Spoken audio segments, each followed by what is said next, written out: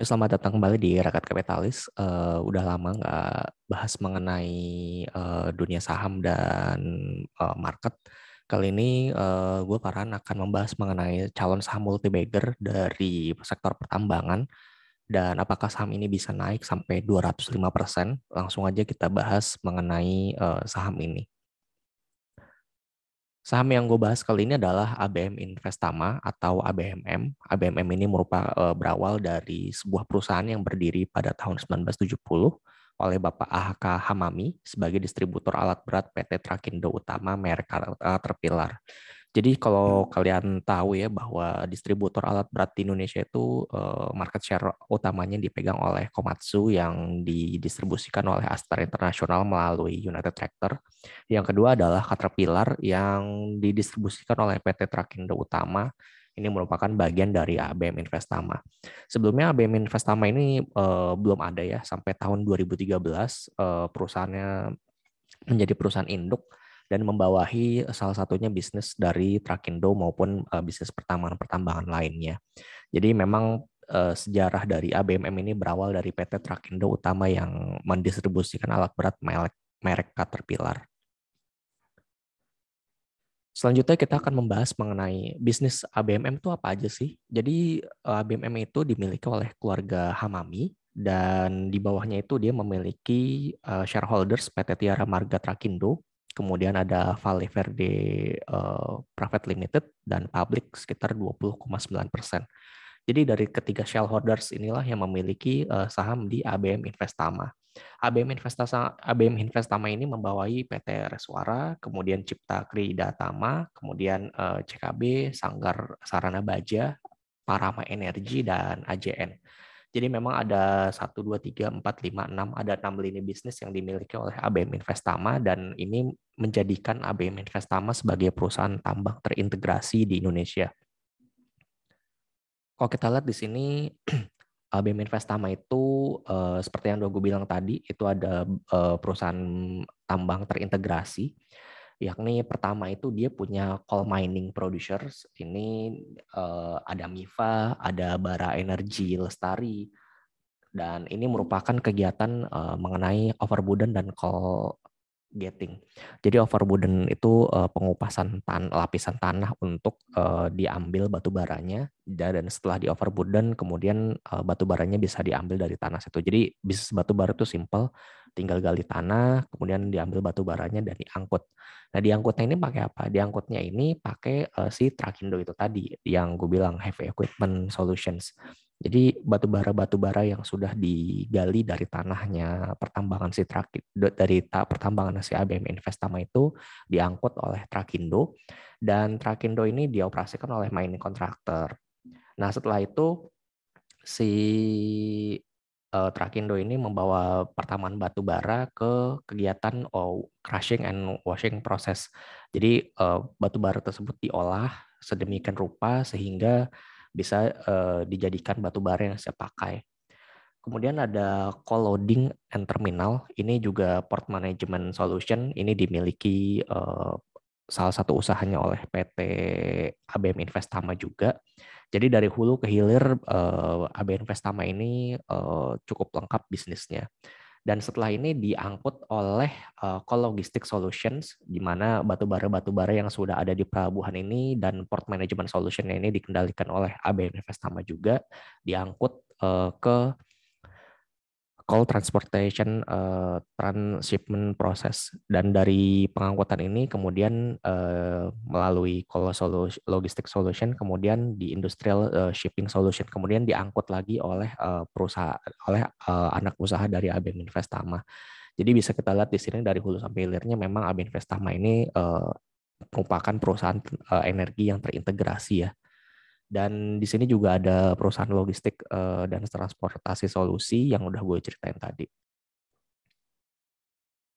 Selanjutnya gimana sih pergerakan saham batubara selama ini? Ya mungkin kalian juga udah banyak yang tahu ya bahwa saham batubara skyrocketing di tahun 2021 sampai 2022. Bahkan di 2022 ini harga batubara sempat menyentuh 427,5 dolar.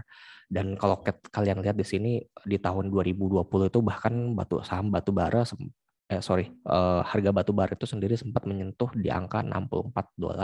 Sekarang bayangin udah naik menjadi 402, sekitar sekarang harganya 300-an ya.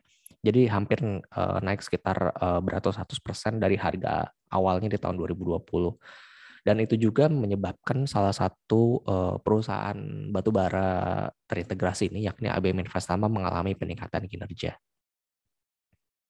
Kalau kita lihat di sini dari 2018, 19, 20, dan 21, itu memang untuk bisnis engineering service and manufacturing-nya itu masih flat ya. Begitu di 2021 naik signifikan dari $257 juta menjadi $537 juta.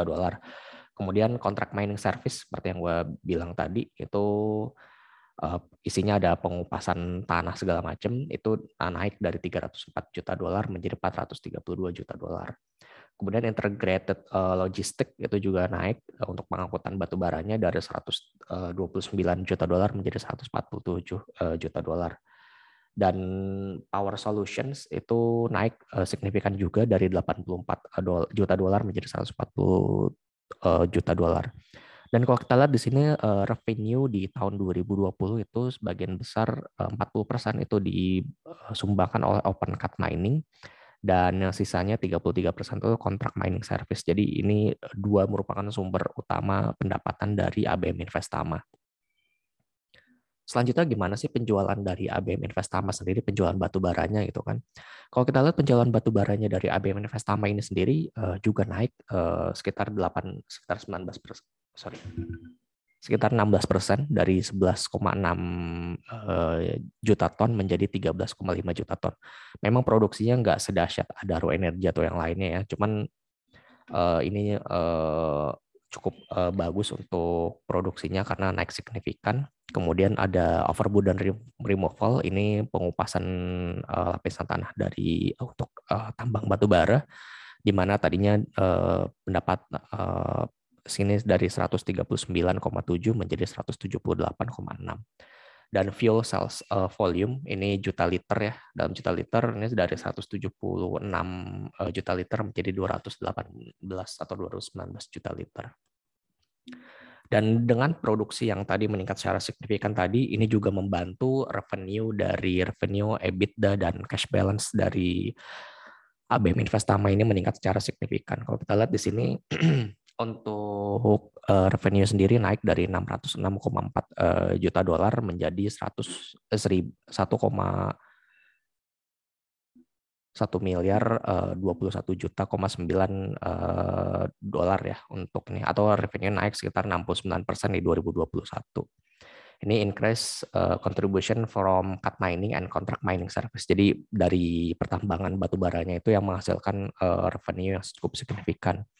Kemudian EBITDA-nya juga naik 188% di 2021, didukung oleh peningkatan dari harga batu bara dan overburden removal dan serta cost sales. Jadi penjualan batu bara ini juga turut membantu dari EBITDA ABM Investama. Kemudian cash balance ini juga naik signifikan karena dari peningkatan cash dari aktivitas operasi dari sebelumnya 109 juta dolar menjadi 237,2 juta dolar. Dan cash ini bisa digunakan sebagai dividen atau sebagai sarana untuk ekspansi di masa depan. Tapi kemungkinan besar sih mungkin nggak tahu ya, bakal dialirin ke dividen atau enggak. Mengingat selama ini historis dari ABM Investama kalau dividen sih nggak terlalu bagus ya, karena kinerja di tahun-tahun sebelumnya memang nggak terlalu stabil. Dan bagaimana untuk valuasinya? Untuk valuasinya sendiri memang untuk saham-saham pertambangan pasti tinggi ya kalau lagi sekarang ini gitu. Dan justru kalau saham pertambangan, kita beli saham pertambangan itu pada saat valuasinya tuh lagi tinggi-tinggi, jangan lagi rendah-rendahnya. Karena memang kalau lagi rendah-rendahnya berarti nggak ada pertumbuhan di revenue maupun di net income dari saham pertambangan itu sendiri. Dan kalau kita lihat PI-nya ini udah cukup tinggi, hampir plus 2 standar deviasi. Ini valuasinya dari chart dari Stockbit ya, gue ambil. Dan untuk target harganya sendiri gimana? Tadi kan gue bilang di awal bahwa harga sahamnya berpulang naik 205%. Oke, ini based on hitung-hitungan dari Stockbit lagi. Jadi current EPS-nya sekarang kan 767,55 rupiah ya. dan min PE standar deviasi 3 tahun itu sekitar 9,38 kali. Dan harga ABM Investama itu sekarang sekitar 236 2.360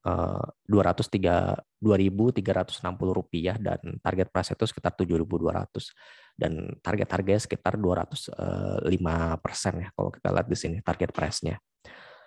Dan mungkin dari kenaikan harga itu dan PE yang tadi gue bilang juga udah mulai naik cukup signifikan, bisa dijadikan salah satu alternatif untuk investasi di saham pertambangan selain dari ITMG, PTBA, Indika Energi, kemudian ada dari ini ya, Delta Dunia Makmur atau Doit.